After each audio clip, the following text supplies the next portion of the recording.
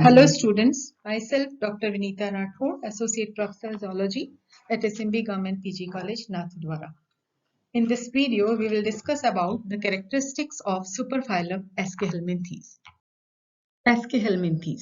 The word Aschelminthes is originated from two Greek words in which the first word is askos and the second word is helminths.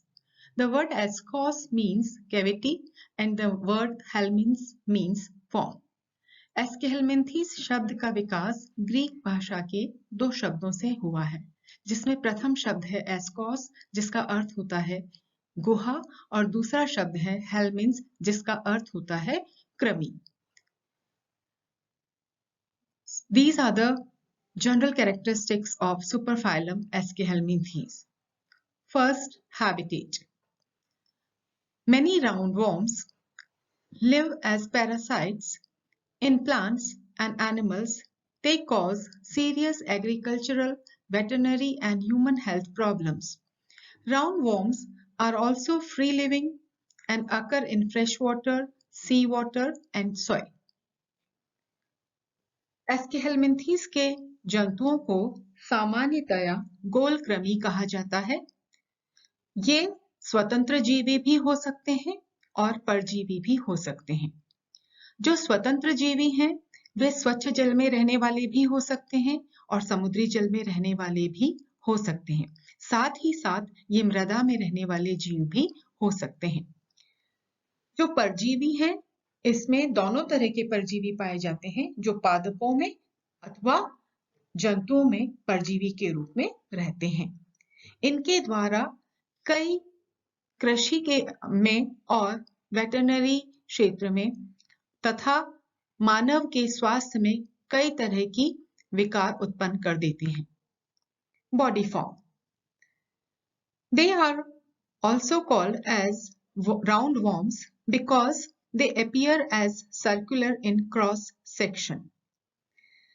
The aschelminthes are unsegmented animals. They show bilaterally symmetrical body and they are triploblastic in origin. Their body has organ system grade of organization. Cilia are absent except anterior cilia of rotifers. Body form की यदि हम बात करें तो सामान्यतया गोलकृमि गोल दिखाई देते हैं जब इनका हम ट्रांसवर्स सेक्शन या क्रॉस सेक्शन काट करके देखते हैं. इनका शरीर अखंडित होता है, अर्थात खंडों में विभाजित शरीर नहीं होता है. इन जंतुओं द्वारा द्विपार्श्व सममिति को प्रदर्शित किया जाता है और ये त्रिजनन स्तरीय जीव होते हैं. त्रिजनन स्तरीय का मतलब कि जब भ्रूणी अवस्था में होते हैं तो इनका विकास 3 जनन लेयर्स के द्वारा होता है. तीनों परतें क्रमशः एक्टोडर्म, मीजोडर्म और एंडोडर्म कहलाती है. इन जंतुओं का विकास अगर हम देखें तो ऑर्गन सिस्टम ग्रेड का विकास होता है, अर्थात अंग तंत्र इनके अंदर विकसित हो जाते हैं. समान तरह की कोशिकाएं मिलकर के ऊतकों का निर्माण करती हैं. कई ऊतक मिलकर के एक ऑर्गन का निर्माण करते हैं और ऑर्गन्स मिलकर के एक तंत्र का निर्माण करते हैं. तो इसमें जो लेवल ऑफ ऑर्गेनाइजेशन है इनका, वो organ system level of organisation देखने को मिलता है. इन जंतुओं के अंदर सीलिया सामान्यतया अनुपस्थित होते हैं. केवल मात्र जो रोटिफर्स हैं उनके अंदर एंटीरियर सीलिया पाए जाते हैं. Aschelminthes are usually small, even microscopic, while some reach up to a meter or more in length. Their body shape is vermiform. एस्केहेलमिंथीस के जंतु सामान्यतया छोटे होते हैं, कुछ माइक्रोस्कोपिक होते हैं, अर्थात उनका आकार नग्न नेत्रों से नहीं देखा जा सकता है, एवं कुछ इतने लंबे होते हैं कि इनकी लंबाई 1 मीटर या 1 मीटर से भी अधिक हो सकती है. इनका आकार कृमि के समान गोल दिखाई देता है. बॉडी वॉल इनकी जो है It is consists of firm, non-living, resistant cuticle, syncytial epidermis, a continuous layer of cytoplasm with scattered nuclei and muscle layers. The musculature includes mostly longitudinal fibers. इनकी जो बॉडी वॉल है वो firm यानी कि कठोर होती है, जिसके बाहर एक नॉन लिविंग रेजिस्टेंट क्यूटिकल का आवरण उपस्थित होता है। एपिडर्मिस इसकी सिंसीशियल एपिडर्मिस होती है, अर्थात ऐसी कंटिन्यूअस कोशिकाएं जो एक साथ में कई सारे न्यूक्लियाई उनके अंदर देखने को मिलते हैं। बॉडी वॉल पेशियों के द्वारा निर्मित होती है और इसकी पेशियों में सामान्यतया लंबवत फाइबर्स या लॉन्गिट्यूडिनल मसल फाइबर्स उपस्थित होते हैं। Body cavity. The body cavity of Aschelminths is called as pseudocoel or pseudocoelom as it develops from blastocoel of the embryo. The pseudocoel is filled with pseudocoelomic fluid. It is not the actual coelom because it is not lined by mesoderm. देह गुहा। इन जंतुओं की जो देह गुहा है उसे स्यूडोसील या स्यूडोसीलोम कहा जाता है, क्योंकि इसका विकास भ्रूण की ब्लास्टोसील के द्वारा किया जाता है। वास्तविक देह गुहा वह देह गुहा होती है जिसके विकास में मीजोडर्म के द्वारा होता है और दोनों तरफ से वो मीजोडर्म की कोशिकाओं के द्वारा आस्तरित रहती है। एस्केलमिंथीज के जीवों का जो सीलोम है उसके अंदर एक फ्लूइड भरा रहता है जिसे कि स्यूडोसीलोमिक फ्लूइड कहा जाता है। Digestive tract. The alimentary canal of Aschelminthes is complete with mouth, muscular pharynx, straight non-muscular intestine and posterior anus. पाचन तंत्र की अगर हम देखें बात करें तो इनके अंदर जो आहार नाल होती है वो पूर्ण आहार नाल होती है जो मुख से प्रारंभ होती है तथा गुदा छिद्र पर जाकर के पूर्ण होती है। इसकी आहार नाल में मुख और एक पेशीय फेरिंक्स, एक सीधी आंत्र जो कि पेशी युक्त नहीं होती है और अंत में एक गुदा छिद्र उपस्थित होता है। Skeletal, respiratory and circulatory system are absent in these animals. The pseudocoelomic fluid present in the pseudocoelom maintains the body shape and forms hydroskeleton. The gaseous exchange in the aerobic respiration occurs by diffusion through the body surface. The pseudocoelomic fluid transports the material and it acts as the circulatory system. कंकाल तंत्र, श्वसन तंत्र और circulatory system या परिसंचरण तंत्र इनमें अनुपस्थित होता है। स्यूडोसीलोमिक जो द्रव होता है जो कि स्यूडोसीलोम में भरा रहता है उसके द्वारा इनके शरीर का आकार निश्चित रहता है और यही स्यूडोसीलोमिक फ्लूइड इसके हाइड्रोस्टैटिक स्केलेटन का कार्य करता है।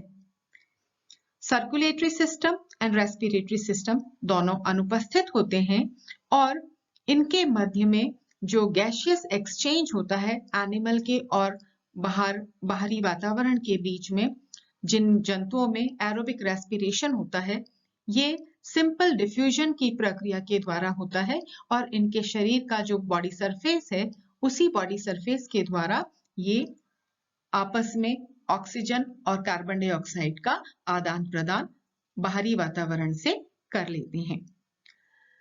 स्यूडोसीलोमिक फ्लूइड इसमें परिसंचरण का कार्य भी करता है। जितने भी मटेरियल्स का ट्रांसपोर्ट होना होता है इनके शरीर में वो स्यूडोसीलोमिक द्रव्य के द्वारा शरीर में पहुंचाए जाते हैं। अर्थात हम ये कह सकते हैं कि परिसंचरण का कार्य करने हेतु भी स्यूडोसीलोम काम करता है। अंतः कंकाल के रूप में भी स्यूडोसीलोम हाइड्रोस्टैटिक स्केलेटन के रूप में कार्य करता है और वास्तविक कंकाल तंत्र तथा श्वसन तंत्र और परिसंचरण तंत्र का इनमें पूर्णतया अभाव होता है। Excretory system. The excretory system consists of gland cells, protonephridia in some for osmoregulation, or canals, or both. In Ascaris, H-shaped excretory system of canals is complicated. In Ascaris, H-shaped excretory system of canals and complicated giant cells called Renitti cells is present. Ammonia is the main excretory material. However, Ascaris also excretes urea. Cloaca present in some of the animals. उत्सर्जन तंत्र।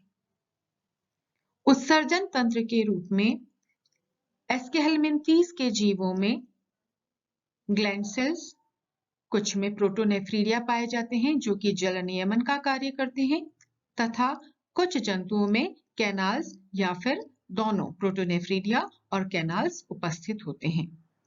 Ascaris के शरीर में H के आकार का उत्सर्जन तंत्र पाया जाता है जिसमें कैनाल्स प्रेजेंट होती हैं और इन कैनाल्स के साथ साथ विशेष प्रकार की जटिल कोशिकाएं जिन्हें जायंट सेल्स या रेनिटी सेल्स कहा जाता है उपस्थित होती हैं। इन जंतुओं में उत्सर्जी पदार्थ के रूप में मुख्यतया अमोनिया का शरीर से निष्कासन किया जाता है, जबकि एस्केरिस में कुछ मात्रा में यूरिया का भी स्रावण किया जाता है। कुछ जंतुओं में क्लोएका भी उपस्थित होता है। Nervous system. The nervous system of Aschelminths consists of a cerebral ganglion or circumpharyngeal nerve ring that give rise anterior and posterior longitudinal nerves. Aschelminths के जंतुओं का जो तंत्रिका तंत्र है उसमें एक सेरिब्रल गैंग्लियन या फिर एक सर्कमफेरेंजियल नर्व रिंग उपस्थित होती है। इस नर्व रिंग के द्वारा शरीर के अग्र भाग में और पश्च भाग में लंबवत नर्व्स पाई जाती हैं। Sense organs. Sense organs are in the form of papilla, pits, bristles and eye spots. Papilla.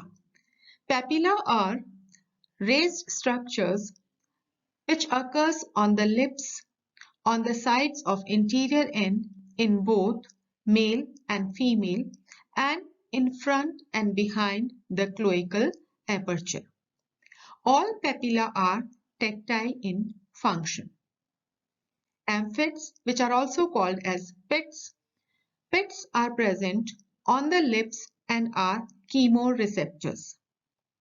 Phasmids are unicellular glands which are located upon lateral sides of the posterior end and are glandulosensory in nature. संवेदी अंग।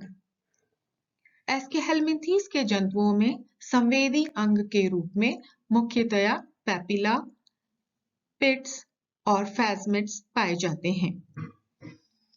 Papilla raised संरचनाएं हैं जो कि lips या ओष्ठ के ऊपर उपस्थित होती हैं और ये नर तथा मादा जंतुओं में समान रूप से ओष्ठ के ऊपर पाई जाती हैं। ये पेपिला स्पर्शग्राही संरचनाएं हैं जो कि छूने की संवेदनाओं को ग्रहण करती हैं। पेपिला नर तथा मादा में आगे और पीछे क्लोइकल अपर्चर के पास में पाई जाती हैं। दूसरी संरचना है पिट्स, जिन्हें एम्फिड्स भी कहा जाता है। पिट्स ओष्ठ के ऊपर उपस्थित होते हैं और ये कीमो रिसेप्टर्स अर्थात रसायन ग्राही होते हैं। विभिन्न प्रकार के जो केमिकल्स पानी में पाए जाते हैं उनको पहचान करके जीव को उसके बारे में इंगित करते हैं।